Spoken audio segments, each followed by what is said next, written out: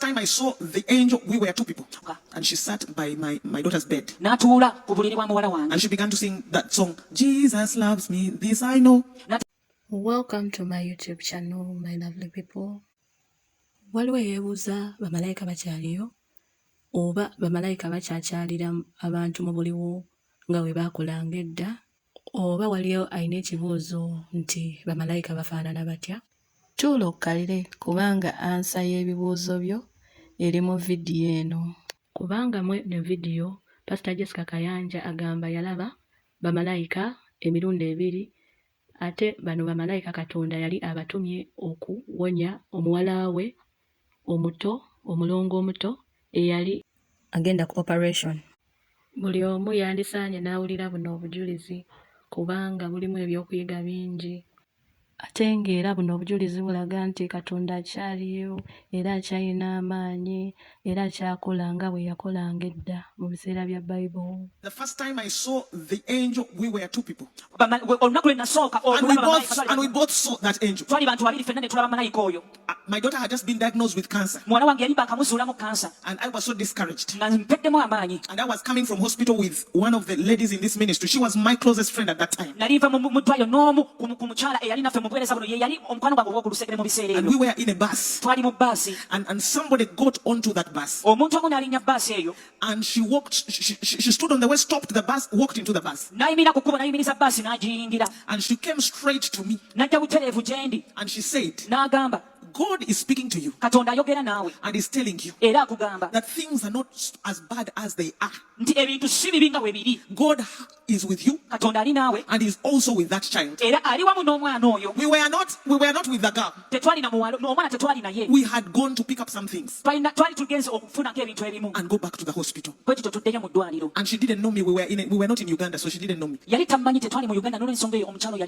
was dark. She said, I came onto the bus. She started stopping the bus again. The bus driver did not want to stop. He said, I came onto this bus for her. I have to get off here.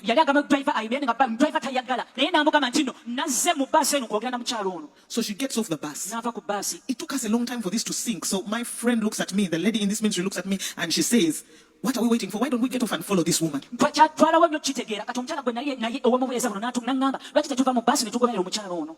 So we also got off onto the bus in just 2 seconds. And she had disappeared. And we were asking people, the lady who came off that bus, who looks like this and this, because their buses stop on stages, not anywhere. They stop on a stage, on a bus stop.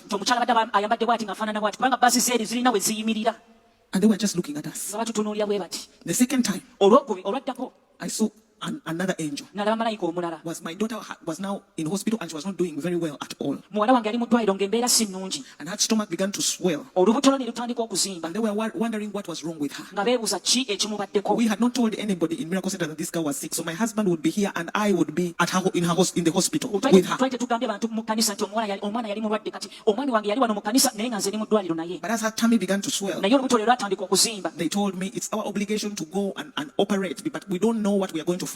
You must sign a consent form because we don't know whether she will come out alive. It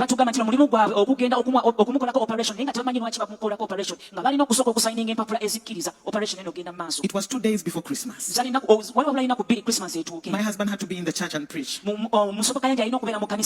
He said, I cannot come, but I commend you to the heavenly realm. May the angels of God be with you. She was going to be taken to theater at around 3 a.m. That's when they wanted to make an operation on her. And when she came and as she was sleeping, I was crying. And a very young lady came in, very beautiful. And I noticed she looked exactly like my daughter who was sick. That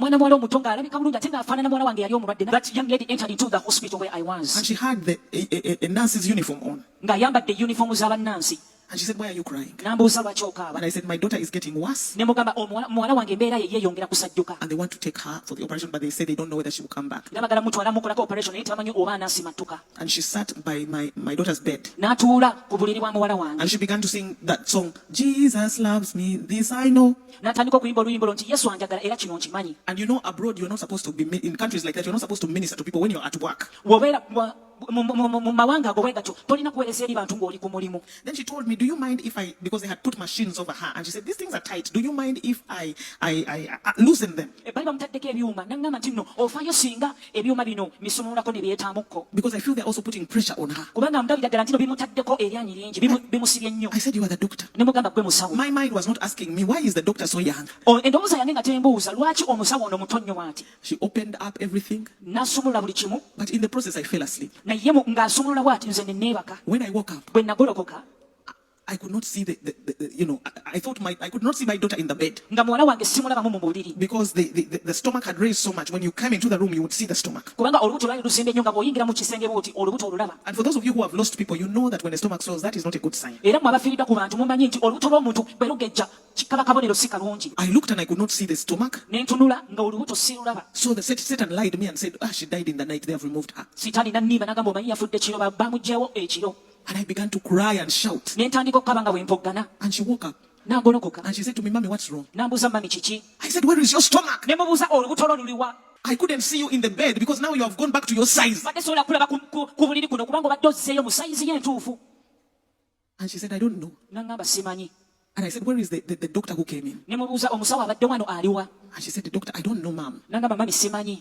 But the machines had been disconnected. Naye mashini zaali zimuggiddwako. When the doctors who had come to take her abasawo abali bazze okumutwala came, I gave them the good news and they were angry with me. They said, you are not a medical person. How can you remove the machines? bwe bajja gyanyi ne bannyonnyola ne baŋŋamba toli musawo lwaki omuggyeko ebyuma. I said, it was one of your people Ne mugamba abadde omu ku bantu bammwe who came in and removed. eyazze n'aggyako ebyuma. And they said, who? Ne babuuza ani. And I said, she's a child. Maybe she's still an intern. She's very young. And they said, this is intensive care unit. We don't have interns here. Ne baŋŋamba nti eno intensive care tetubeeramu nabali Neither do we abakyasoma. have doctors who look like children. Era tetulina basawo bafaanana nga baana. But you have to tell us who helped you to unplug that thing because that person has to go. Naye olina otubulya ani aggyemu ekyuma ekyo kubanga omuntu oyo alina okugobebwa. And if it was you, ate wabanga abadde ggwe we are going to remove you from taking care of your daughter because you have a problem. tugenda kukuggyako kukulabira omwana wo kubanga olina ekizibu.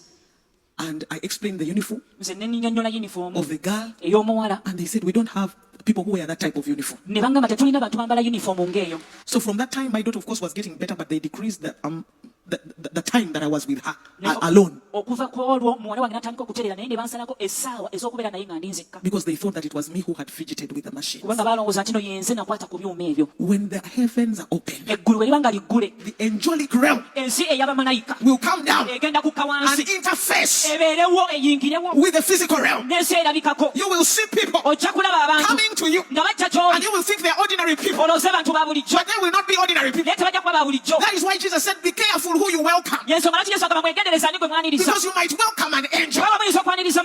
Wow, it was a very powerful testimony.